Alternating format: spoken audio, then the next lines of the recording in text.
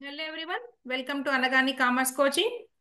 Students, మనం previous క్లాస్లో ఇదిగోండి TS second inter 2024 public exam పేపర్ని డిప్రిసియేషన్ ఎక్స్ప్లెయిన్ చేసుకున్నాం అండి ఆ పేపర్లో. నెక్స్ట్ దానికి choice question NPO, not for profit organisations.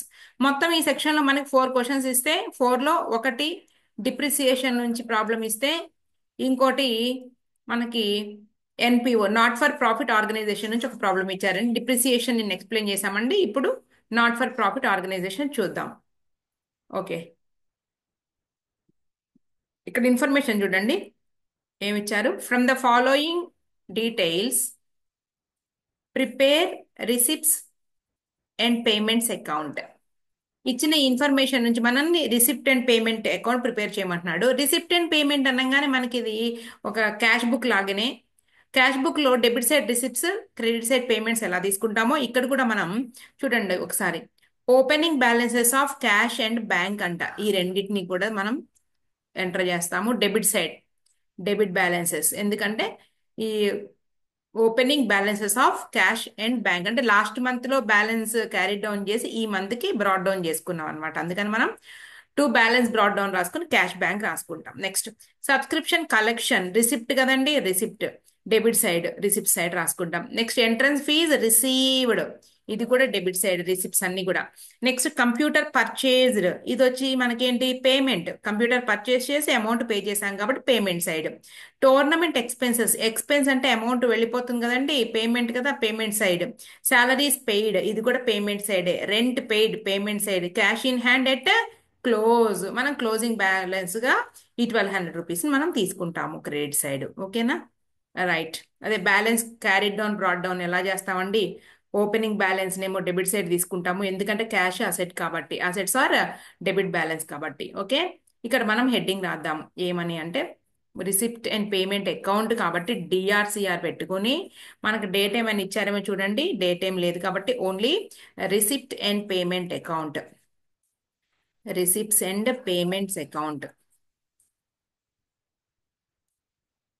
Okay, particulars. Next amount rupees, amount rupees. ఇప్పుడు మనం first point two opening balances అన్నారా, ఏమన్నారు చూడండి, టూ ఓపెనింగ్ బ్యాలెన్సెస్ అలాగే రాద్దాము, లేదా బ్యాలెన్స్ బ్రాడ్ డౌన్ కూడా రాసుకోవచ్చు, ఇచ్చింది ఇచ్చినట్టే రాద్దాం. ఓపెనింగ్ బ్యాలెన్సెస్ అని రాసుకుని ఫస్ట్ క్యాష్, తర్వాత బ్యాంక్, ఇలా. క్యాష్ బ్యాలెన్స్ 10,000 8,000 రూపీస్ అండి. ఒకటి 10,000 రూపీస్, నెక్స్ట్ ఇంకొకటి 8,000 రూపీస్. నెక్స్ట్ అమౌంట్ ఏంటి చూద్దాము. ఇదిగోండి సబ్స్క్రిప్షన్స్ కలెక్షన్, అమౌంట్ కలెక్ట్ అవుతుందండి సబ్స్క్రైబర్స్ దగ్గర నుంచి 8,000 రూపీస్. రిసిప్ట్ కాబట్టి రిసిప్ట్ సైడ్ రాయండి. ఇదిగోండి ఇక్కడ 1 మినిట్, పర్టికులర్స్ కాలంలో ఇటు సైడ్ రిసిప్ట్స్, ఇటు side payments. Two subscriptions, subscriptions amount 8,000 rupees, debit side 8,000. Next entrance fee received rupees 6,000, entrance fee received, debit side entrance fee received to entrance fee 6,000 rupees. Next computer purchased payment, computer purchased payment 3,000 rupees, payment side. Computer purchased by computer purchased amount 3,000 rupees. Next point tournament expenses payment అండి. Tournament expenses అనేది కూడా also payment 1,500. అన్ని తీసుకోవాలంటే యాక్చువల్గా payment జరిగినా receipt జరిగినా అన్ని తీసుకోవాలి, జరిగితేనే payment receipt. Tournament expenses amount 1,500 rupees. Next salaries paid payment amount 2000 rupees. Salary is credit side, same cash book. Salary is paid amount 2000 rupees. Next వచ్చి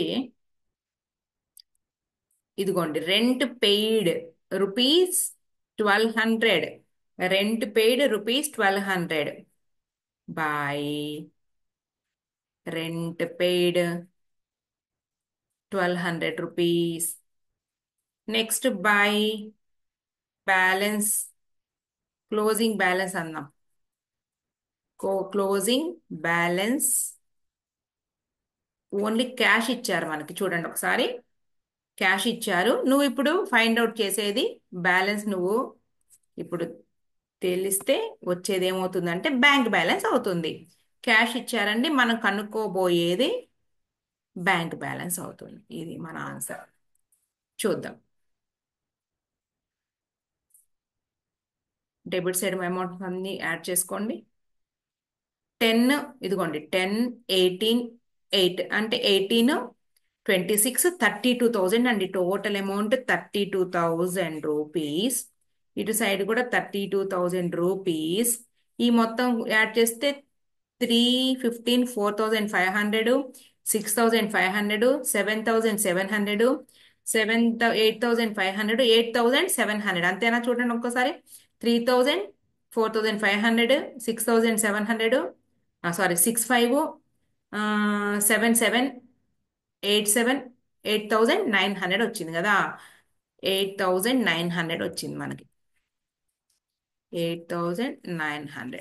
0, 1, ఓకే 3, 23, 100 వచ్చిందండి. ఒకసారి మొత్తం యాడ్ చేసి చూద్దాం. 23, 100 వచ్చింది. 0, 5, 7, 7, 10, 0, 1, 4, 5, 6, 7, 8, 9, ఒక్క నిమిషం, 5, 7, 8, 9, 10, 0, ఓకే 4, 5, 6, 7, 8, 9, 12, 1, 3. రైట్ అండి. ఇదండి మన ఆన్సర్. ఇలా రౌండ్ అప్లు మాత్రం చేయొద్దు, మీకు హైలైట్ చేయడం కోసం నేను చేస్తున్నా. ఇవన్నీ ఇవి చేయమాకండి మీరు. ఓకేనా? ఇదండి, అంతే. ఎంత సింపుల్గా ఉంది మనకి. 5 మార్క్స్ ప్రాబ్లం ఇది. ఓకే, ఫాలో అవ్వండి. ఇది ఆన్సర్. రైట్. Class close చేసేద్దామండి.